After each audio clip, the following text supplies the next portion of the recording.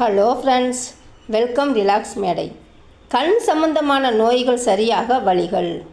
இப்போ கண் எரிச்சல், அதுக்கு மருந்து என்ன செய்யணும்னா, அதிமதுரம், கடுக்காய், திப்பிலி, மிளகு இது எல்லாத்தையும் சேர்த்து பொடி செஞ்சு எல்லாத்தையும் சம அளவாக எடுக்கணும்.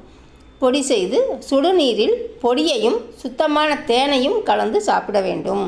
இந்த அதிமதுரம், திப்பிலி எல்லாம் கொஞ்சம் உரைக்கும், மிளகு எல்லாமே உரைக்கிறது. அதனால் அதோட தேன் நிறையா கலந்து, சுத்தமான தேனாக இருக்கணும், தேனை கலந்து சாப்பிட வேண்டும்.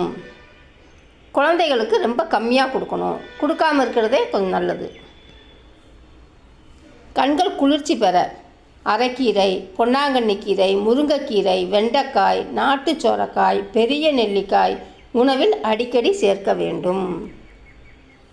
கண் வலி, கண் சிகப்பு சரியாக வில்வ இலை அல்லது புளியம்பூ அல்லது குங்குமப்பூவை அரைத்து கண் மீது பற்று போட வேண்டும்.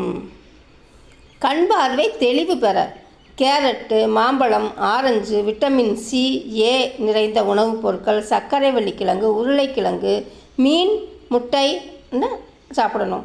அசைவம் சாப்பிடாதவர்கள் ஆளி விதை, சியா விதையை சாப்பிடலாம். பாய்.